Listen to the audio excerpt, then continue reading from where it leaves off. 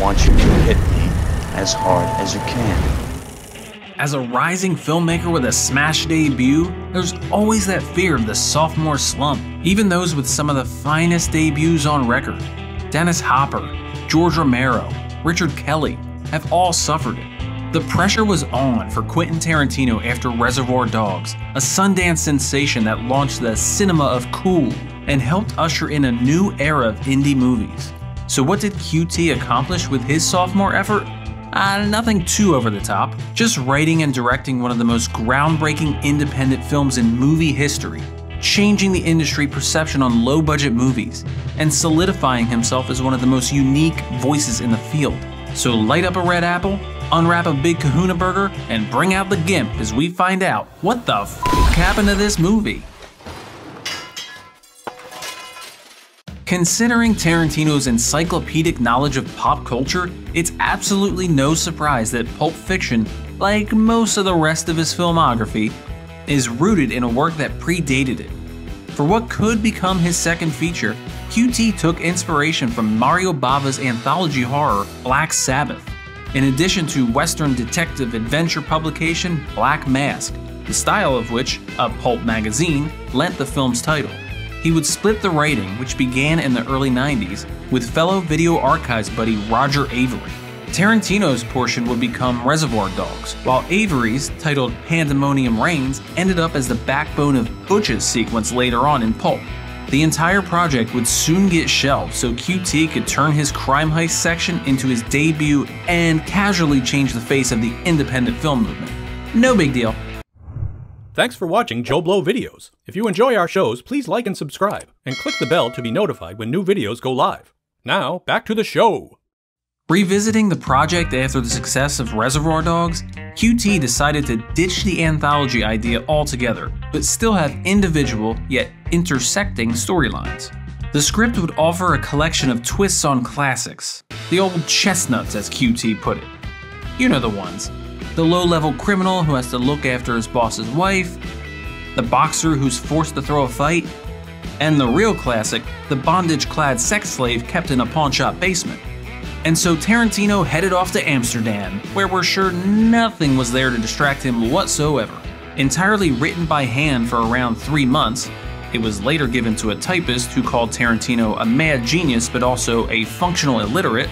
Pulp Fiction was finished in January 1993, with the final draft complete in May of that year. Producer Lawrence Bender, who worked with Tarantino on Dogs, made ties with Jersey Films and subsequently Miramax.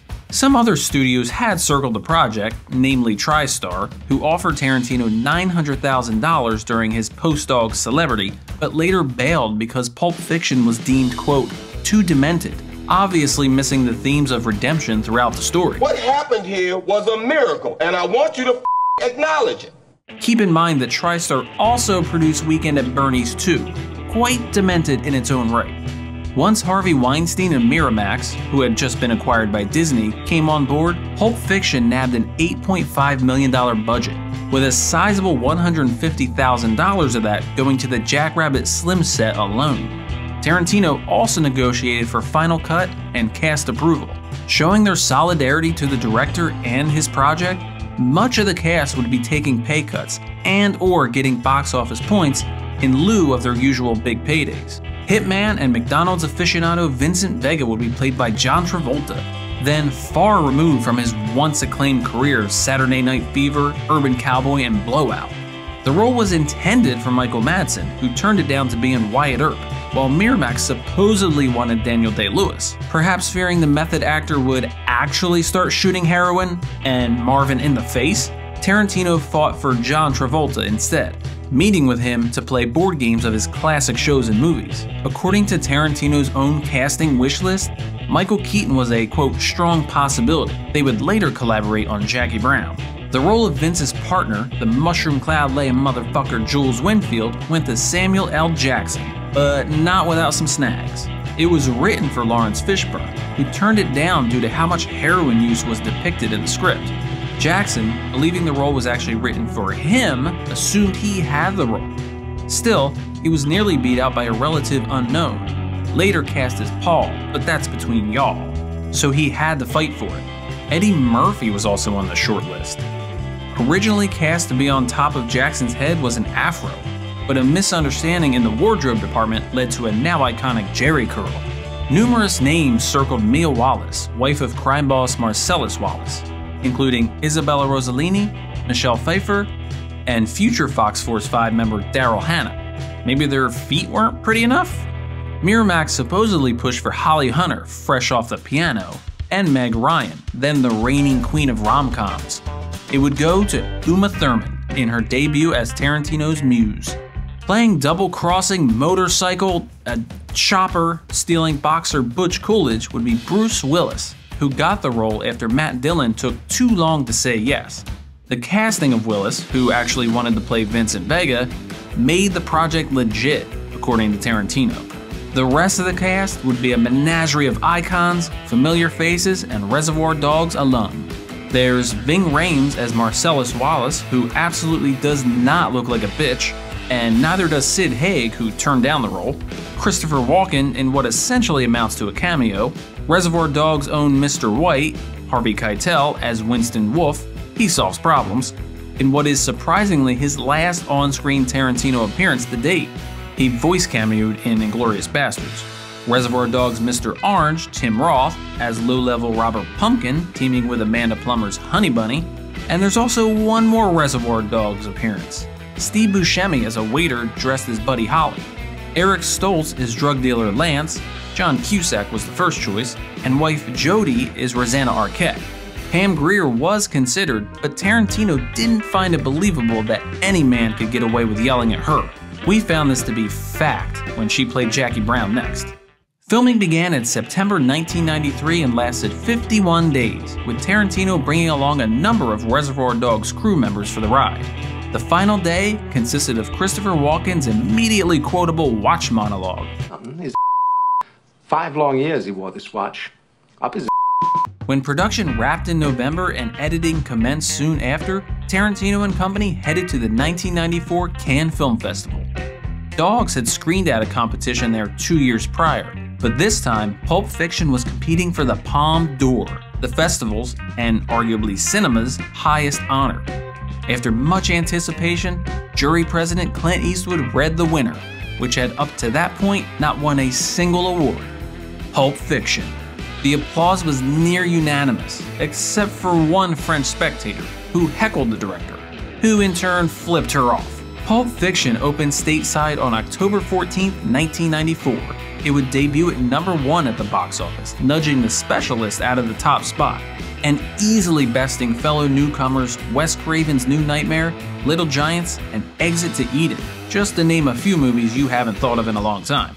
It would go on to gross $108 million domestically and $213 million worldwide, making it not just the third biggest R-rated movie of 1994 after True Lies and Speed, but the highest grossing indie movie ever up to that point. Okay. Nearly every aspect of the film was garnering attention, from the content and structure to the box office and soundtrack. A Billboard Top 20 album, despite Neil Diamond's refusal to partake. Hence, Urge Overkill's cover of Girl, You'll Be a Woman Soon. Despite a record-breaking box office and nearly universal critical acclaim, more on those later, Pulp was hit with immediate controversies. One concerned the language. Not the 265 F-bombs, but the multiple N-words uttered 18 times, a few by Tarantino's own character, Jimmy. This would be a recurring gripe of Tarantino's films, with Jackie Brown and The Hateful Eight clocking in nearly 80 usages total, while Django Unchained had well over 100. There too were issues with the drug use depicted on the screen. Then US President hopeful Bob Dole called it the, quote, romance of heroin, while then Disney chairman Jeffrey Katzenberg urged Weinstein to get QT to go, quote, easy on the heroin scene, meaning Mia's accidental overdose, complete with mushroom soup spittle. But the real takeaway behind the scenes stories revolving around this scene have less to do with heroin than movie magic and perfectly timed medical emergencies. The jabbing of adrenaline into Mia's chest was actually shot backwards, a factoid known to nearly every fan at this point. And during a screening at the New York Film Festival, one man passed out during the scene. Even if he was a diabetic, it sure makes for great press. Controversy over Pulp Fiction remains even to this day. And yes, it involves NFTs, because of course it does. In a bit of alphabet soup, QT wanted to sell NFTs of uncut scenes and handwritten scripts, but Miramax is, as of publication of this video, suing, claiming Tarantino gave up most of his rights in the 90s. There was some behind-the-scenes controversy as well. When Pulp Fiction was finally unleashed in the cinemas, the sole writing credit went to Quentin Tarantino. Where was Roger Avary, who undoubtedly served an integral part in the script's conception? Tarantino more or less muscled Avary so the credits could read written and directed by Quentin Tarantino.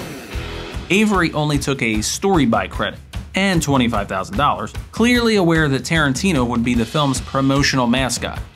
Tarantino's blanket defense of this situation?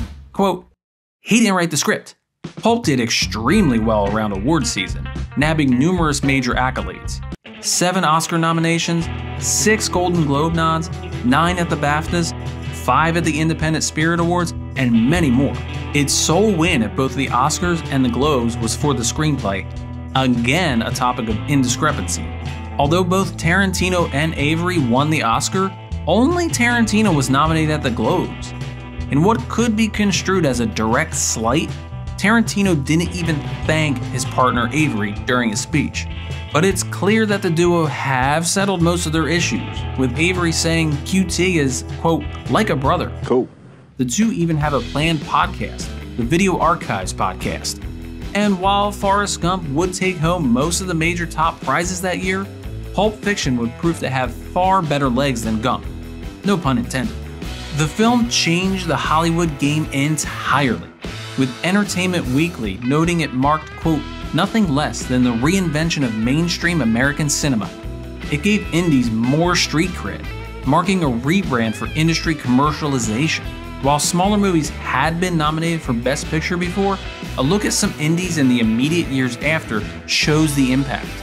1995's Il Postino had just a $3 million budget. 1996's Shine had a $6 million budget, while 97's The Full Monty just $3.5 million. It also continued Miramax's then unprecedented run of Best Picture nominations. Thanks to Pulp, it was cool for an indie flick to make it to the red carpet. And really, one can make a direct link from Pulp Fiction to at least the mid-2000s, when fellow Independent Spirit Award winners like Lost in Translation, Sideways, and Brokeback Mountain were raking in Oscar nominations. Today, it's not uncommon to have multiple on the ballot. Pulp Fiction spawned countless ripoffs, homages, and spoofs. IMDb's referenced in and spoofed in pages cite nearly 1,300 movies, TV shows, video games, and yes, porn parodies, a true gauge of success. Notable nods range from Things to Do in Denver When You're Dead and the early Guy Ritchie filmography to Space Jam and Ants. But there was a deluge, and far too many filmmakers were trying to be QT on adrenaline, with faux hip characters spitting out pop culture references because they thought that's now how they all had to talk. Tarantino's personal favorite of the ripoffs was C.M. Talkington's Love in a 45. Of course, Tarantino steals from, pays homage to, plenty of his own. There's not just the Black Sabbath inspiration, but the glowing briefcase from Kiss Me Deadly, the dance sequence from Band of Outsiders, the Mexican standoff from The Good, the Bad, and the Ugly, and a barrage of others that we mere casual moviegoers could never pick up on. Keen eyes have even connected various tools in the pawn shop to movies like the Texas Chainsaw Massacre.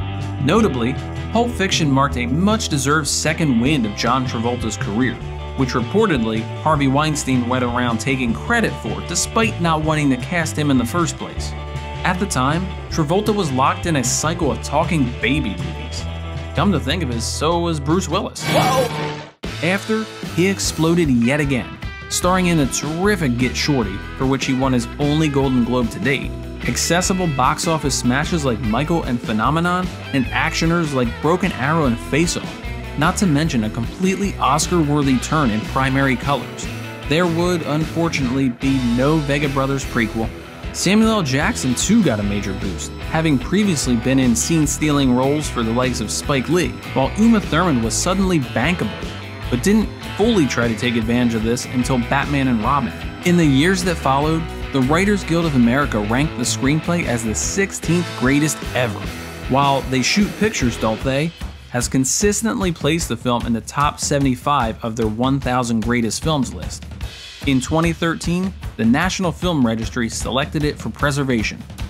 And sorry to break your concentration, but we should take this opportunity to look into what exactly is in that MacGuffin briefcase. While the actual contents was a light bulb and 2 batteries, the narrative contents are ripe for fan theories. That it's Marcellus Wallace's soul, hence the 666 combination and the band-aid on the back of his neck, or the jewels from Reservoir Dogs, or even the Best Picture Oscar that Pulp Fiction should have won. But we here at JoBlo did a little investigating and found out the real answer for you. The contents of the briefcase is